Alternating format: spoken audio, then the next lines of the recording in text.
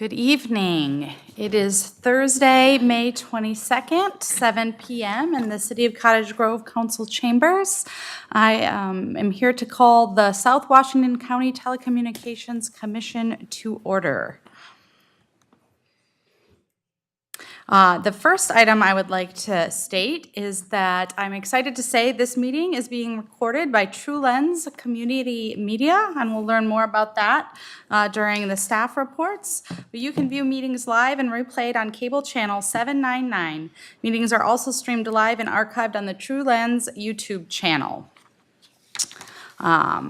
Executive Director Schweitschluth, could you please do the roll call?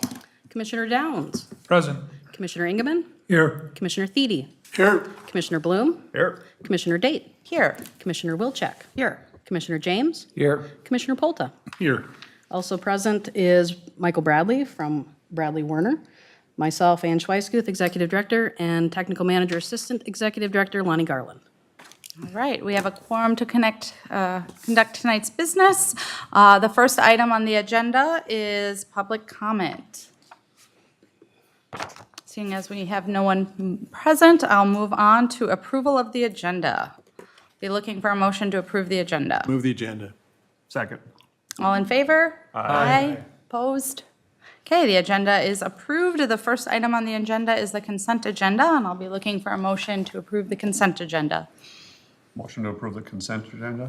Second. All those in favor? Aye. Opposed? Okay, the consent agenda is approved. We'll now move on to reports, and the first is the staff report. Good evening, Chair and Commissioners. We have exciting news.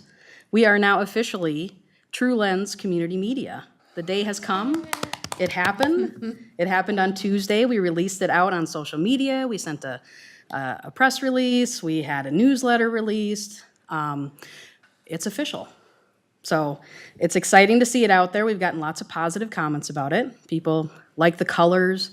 The biggest comment I get is, it looks like the United soccer team. Oh. Which isn't a bad comment. Nice colors.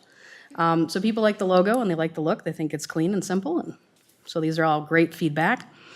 The city of Woodbury is going to be releasing an article about the rebrand in their newsletter. They'll go to all the residents in June.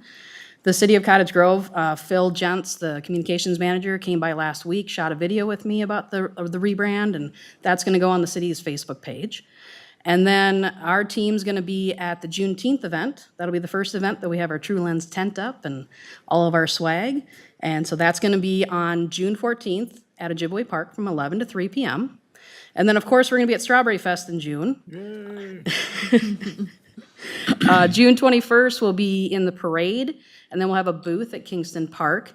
We're kind of planning to talk to people about the rebrand, kind of get it in front of people, talk to them about who we are, and then give out some swag, and then also talk about, get some feedback from people on what they would like to hear on the new radio station. So kind of have a little community engagement there.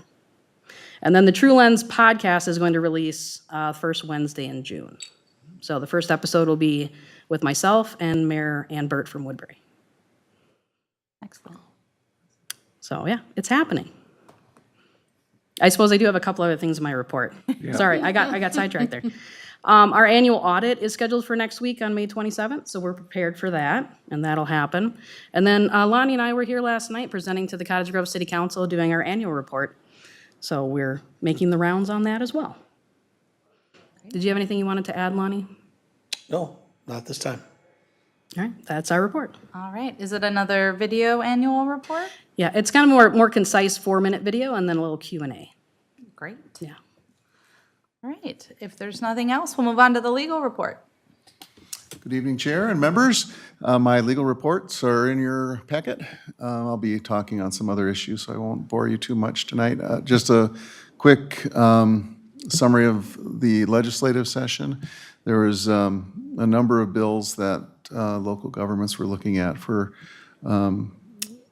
securing additional funding for access media, community media. All those bills, unfortunately, did not pass for the effort, but a lot of good work was put in by Ann and Lonnie, and others with MACTA and the League of Minnesota Cities, and I'm sure the effort will be ongoing. Happy to answer any questions, though. Thank you. Any questions? Right, we'll move on to unfinished business. We have several policies that we'll be reviewing this evening. The first is the Code of Ethics policy. Yes, all of these policies we discussed at our April 24th Executive Committee meeting. The first one on the docket is the Code of Ethics policy. This is a new policy providing ethical standards of conduct for commission directors. The Executive Committee requested to eliminate the mention of elected officials at the meeting and include more rules of gift giving, which was added towards, I believe, the end of the policy.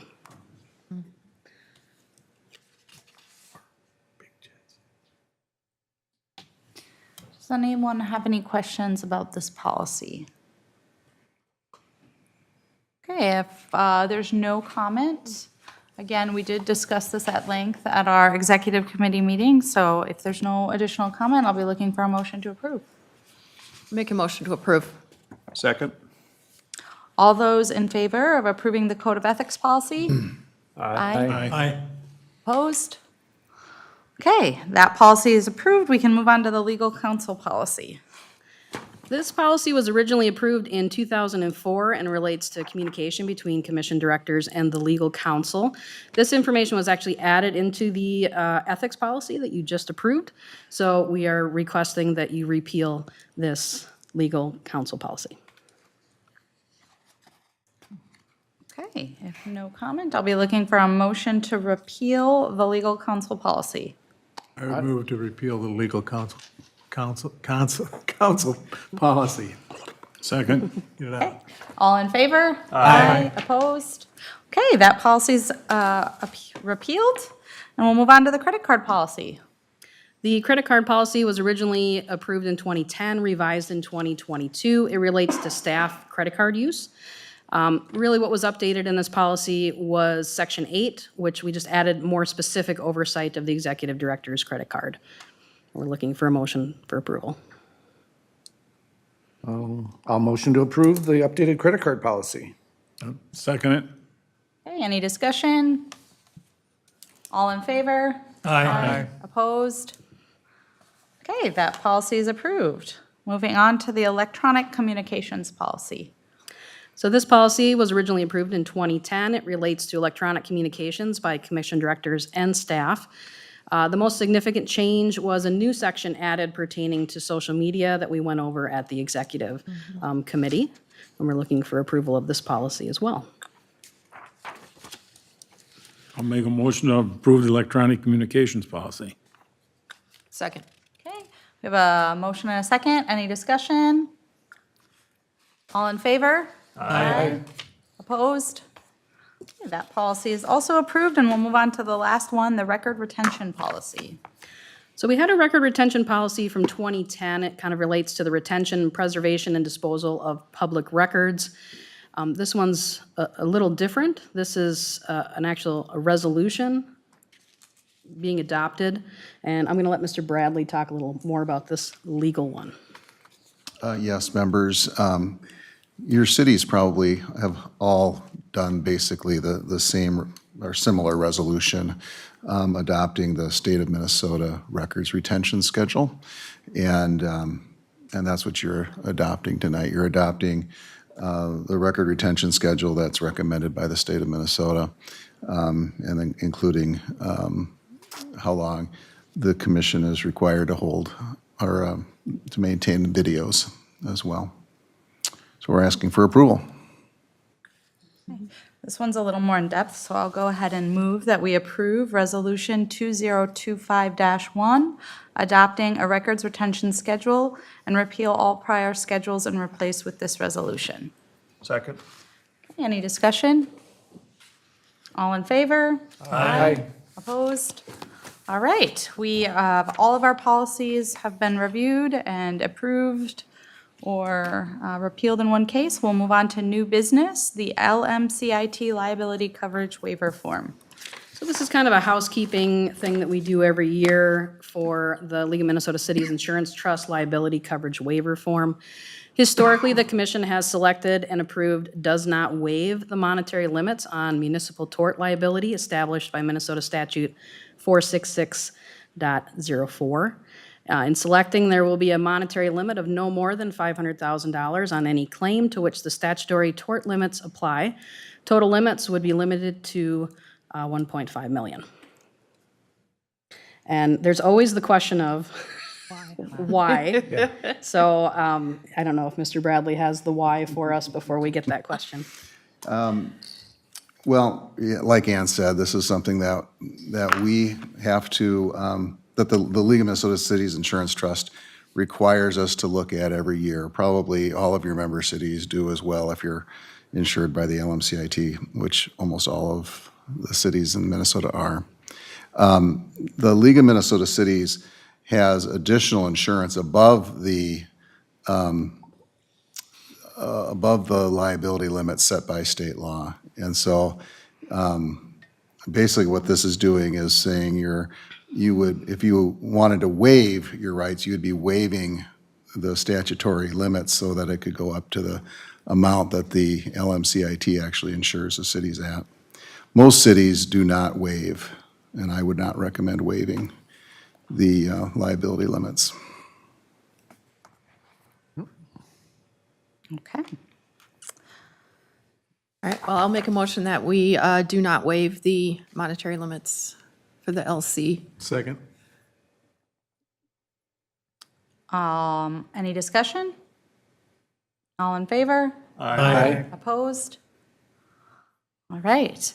The final item on our agenda is commission comments and requests. I do have one comment, which is we do not have any significant action items for our executive committee meeting in June, and we have our executive director and our attorney traveling to a conference that week, so we are going to go ahead and cancel the executive committee meeting. That doesn't require approval or anything, it's just an announcement. So we will see you all again in July. So enjoy your first half of your summer. And any other comments? Yeah, so I'm going to just bring up, I noticed that AT&T has bought lumens, and I noticed that in the paper this morning, and obviously lumens had bought. CenturyLink. Quest. So I know AT&T had Uverse cable at one time, but I think they've gotten out of that, right? So I was just wondering whether we knew anything about that, or whether there's anything that we should be cognizant of or aware of, or from any type of competitive nature or anything like that, with that AT&T purchase of lumens.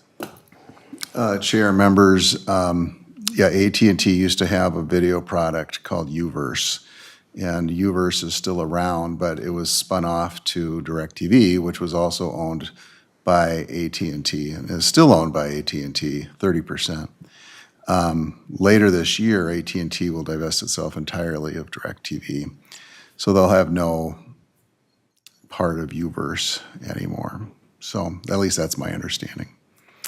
And anyway, the Uverse product was a fiber to the home product that was offered by AT&T at one time. But now they're sticking to broadband. Okay. Any other commission comments or requests? All right, looking for a motion to adjourn. Motion to adjourn? Second. All right, we are adjourned.